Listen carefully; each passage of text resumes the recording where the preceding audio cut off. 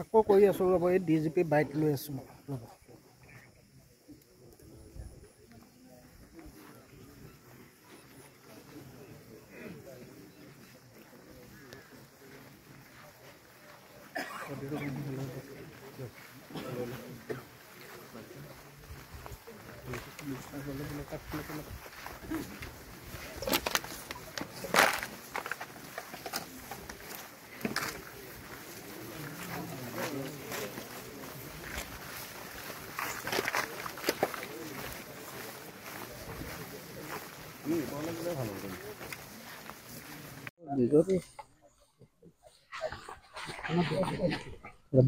আজি 2 দিনমান আগত আমাৰ গাঁৱৰ এজন আমাৰ কন্ট্ৰাক্টৰ আৰু সমাজকৰ্মী আছিলে, তেখেতৰ মৃত্যুৰ খবৰ আমি পাইছিলোঁ আৰু মাৰ্ডাৰ কৰা বুলি এটা এলিগেশ্যন আহিছে আৰু বডিটো জ্বলাই দিয়া হৈছে, তেনেকুৱা এটা আহিছে।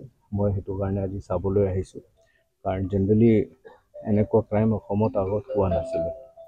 সেইকাৰণে এইটো চেঞ্চিটিভ আৰু ইম্পৰ্টেণ্ট কেছ আমি ইয়াত আহি আজি চাইছোঁ। আৰু গুৱাহাটীৰ পৰা এজন CID IG পৰ্যায়ৰ বিষয়া যোৱাকালিৰ পৰা ইয়াত কেম্প কৰি আছে। গুৱাহাটীৰ পৰা FSLৰ টিমো আহিছিলে, তেখেতসকলেও ইয়াত এতিয়াও কেম্প কৰি আছে। আমাৰ ষ্টেট গভৰ্ণমেণ্টৰ এজন ফৰেনচিক এডভাইজাৰ আছে, তেখেত বৰ নামী ফৰেনচিক এক্সপাৰ্ট, আগৰ DG আছিলে, তেখেতকো আমি মাতিছোঁ। তেখেত অহাকালি গুজৰাটৰ পৰা ইয়াত আহি পাব। এইখিনি আমি কৰিছোঁ। বাকী ইয়াত যিখিনি এংগল আছে, সেইটো এটা বিশেষভাৱে ৰাইজৰ পৰা আমি শুনা পাইছোঁ যে ভিজিলেন্সৰ যিটো কেছ আছিলে, যিটো তেখেত কমপ্লেইনেণ্ট আছিলে, সেইটো কেছত কিবা এটা জড়িত থকাৰ সম্ভাৱনা আছে। চ' সেইটো আমি তদন্ত কৰি আছোঁ। গুৱাহাটী জেলত যিজন ইঞ্জিনিয়াৰ আছে, তেওঁক আমি সোধ-পোছ কৰি আছোঁ আৰু তেওঁৰ লগত কিবা কানেকশ্যন আছে নাই সেইটো আমি তদন্ত কৰি আছোঁ। বাকী স্থানীয় কিবা এটা এংগল আছে নাই সেইটো আমি তদন্ত কৰি আছোঁ। বাকী কোনোবা কণ্ট্ৰেক্টৰ জড়িত হৈ আছে নেকি সেইটো তদন্ত কৰি আছোঁ। আৰু যেনেকৈ মই কৈছোঁ, কিবা ইয়াত লোকেল তেনেকুৱা এটা আছে নেকি যিটো কাৰণে এনেকুৱা এটা ঘটনা হ'ব পাৰে।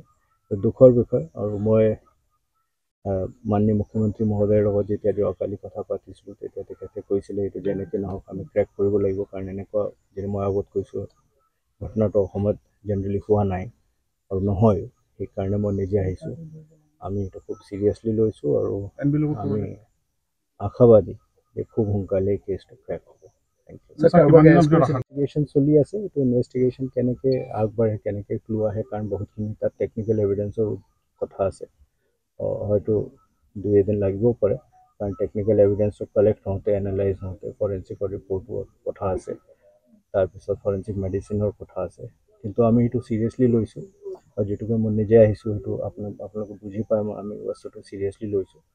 আৰু SPক মই এটা SIT গঠন কৰিবলৈ কৈছোঁ আৰু CID পৰা ফৰেনচিক পৰা যিখিনি সহায় লাগে আমি জয়ন্ত গোস্বামীৰ নাম খামুখ আছে ইয়াত, ঘৰৰ মানুহে দাবী কৰি আছে। মই যিটো কৈ আছোঁ সেইটো আমি তদন্তৰ আওতাত আনিছোঁ, সেইটো আমাৰ তদন্তৰ মুখ্যবিন্দু।